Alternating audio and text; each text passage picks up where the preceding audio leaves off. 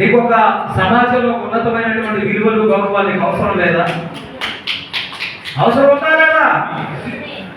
మననేమో సుబ్బారావు అని పిలిచి మన ఇంకా సట్టోడాను ఇంకోడాను మన మురళి గారు చెప్పినట్టు 2016లో చట్టం అమలుపరిచిన 2016లో దాన్ని మనం ఆమోదించుకోవాలి. ప్రభుత్వం 2020లోనే ఆ ప్రభుత్వాన్ని అమలు పరిచింది. దాంట్లో ఇప్పటికీ లోటుపాట్లు ఉన్నాయి. మనం గౌరవంగా జీవించడానికి ఇంతకుముందు సొంతోడా కుంటోడా అనేసి మాట్లాడినా ఈ 2016 చట్టాన్ని మనం ఇంప్లిమెంట్ చేసుకుని గెజెట్ నోటిఫికేషన్ ఇచ్చిన తర్వాత ఆ మాటలు మాట్లాడితే మనం కూడా పోలీస్ స్టేషన్ పెట్టి లేకడానికి అవకాశం కల్పించినటువంటి చట్టం అది. ఎంతమంది దాన్ని మనం వాడుకుంటా ఉన్నాం? అదే ఒక ఎస్సీఓనో వాళ్ళ కులం పేరు పెట్టి తిట్టినా తిట్టకపోయినా అవసరమైతే ఇరికించాలన్న ఆలోచనతో స్టేషన్ పెట్టి ఎక్కినటువంటి సందర్భాలు ఉన్నాయి. మనకి అవకాశం కల్పించిన దాన్ని మనం రాజ్యాంగాన్ని కూడా మనం వాడుకోలేకపోతాం. కేవలం మనకు కావాల్సింది పెన్షన్. కేవలం మనకు కావాల్సింది పెన్షన్. మనల్ని నడిపించే నాయకులు కూడా పెన్షన్ వైపే నడిపిస్తున్నారు తప్ప సమాజంలో గౌరవంగా బ్రతకడం కోసం ఆ ఆలోచన మనం చేయలేదు. నేను పెన్షన్ ఈ రోజు కాదు మొదటి నుంచి తీసుకోవట్లేదు, తీసుకోను కూడా. అయినా నేను ఇక్కడ అనుకుంటున్నాను, నేను భగవంతుడు అనేవాడు నాకు శారీరకంగానే అంగవైకల్యం కల్పించాడు. నాకు మెంటల్గా అంగవైకల్యం నాకు కల్పించలా, బుద్ధిగా నాకు అంగవైకల్యం కల్పించలా. నేను 10 మందికి సమాజంలో male or female normal persons ఎవరైతే ఉన్నారో వాళ్ళకి నేను ఒక మార్గదర్శకంగా ఉండాలి. భగవంతుడు నాకు ఒక జీవితాన్ని ఇచ్చాడంటే నన్ను ఏదో చేయాలని ఒక ఆలోచనతో జీవితాన్ని ఇస్తాడు. అది మనం తెలుసుకున్న ఉంటే తప్పనిసరిగా ఆ స్థాయికి మనం ఎదుగుతాం. కాబట్టి మనకు అంగవైకల్యం ఉంది అనే ఆలోచన పక్కన పెడదాం. ఈరోజు అక్కడ కూర్చున్నటువంటి వాళ్ళు నిజంగా వాళ్ళు నడవడానికి కాదు, డేగటానికి కూడా ఇబ్బంది, తాగటానికి కూడా ఇబ్బంది. ఈరోజు మన జనవరి 1 రోజు ₹1,00,000 చూడడానికి ఆట కొట్టగలిగి సమాజానికి ఇచ్చారు. మేము సైతం సమాజానికి సెకండ్ పెన్షన్ అనేది సెకండరీ. ఆయన ఏదో మనకు అనవసరమైనా కానీ ఆయన ఎలక్షన్ లో హామీ ఇచ్చాడు. దాన్ని తీర్చడానికి ఆయన చెప్తా ఉన్నాడు ఎంతో ఇబ్బంది పడాల్సిన పరిస్థితి వస్తా ఉందని. కొంతమందికి పోవచ్చాము. నిజమైనటువంటి వాళ్ళకి పోతే తప్పనిసరిగా మనందరం కూడా ఇలాగే పనిచేయాలి. నిజమైనటువంటి వాళ్ళకి పోతే ఇలాగే పనిచేయాలి.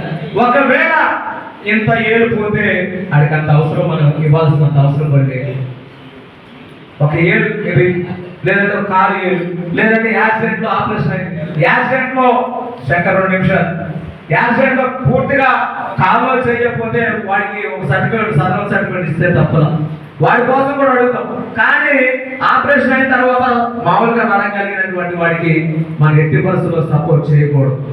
ఎందుకంటే మనకు మనమే ద్రోహం చేసుకుంటా ఉన్నాం. మాకు అవకాశం లేక పోలియోకి బాధ్యపడ్డాం. ఈరోజు ప్రభుత్వం దయ వల్ల పోలియో డ్రాప్స్ వచ్చిన తర్వాత ఎక్కడో ఒక చోట వికటిస్తుంది. ఆ వికటించినటువంటి వాళ్ళు కూడా ఎక్కువ కాలం బ్రతుకుతున్నారనేటువంటి పరిస్థితి లేదు. కాబట్టి పోలియో బారిన పడినటువంటి పరిస్థితులు ఈ 10 సంవత్సరాలు లేదు. ఏ కొత్త కేసులు వస్తున్నాయి? రోడ్ యాక్సిడెంట్ వల్లే కొత్తగా ఫిజికల్ ఛాలెంజ్ అనేది తయారవుతా ఉంది.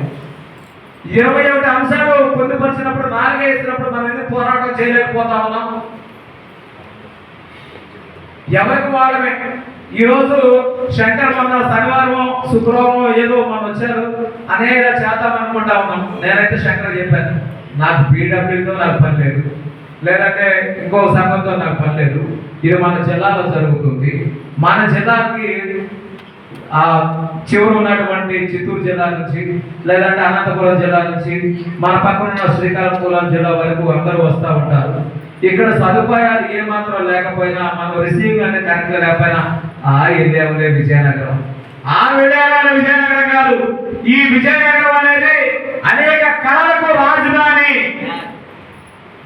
అనేక కళలకు అనేక సాంస్కృతిక కార్యక్రమాలకు ఇదే విజయనగరం ఈ స్థలం ఇచ్చినటువంటి విజయనగర పూసపాటి వంశస్థులు 108 ఆలయాలకి అనువంశిక ధర్మకర్తలు.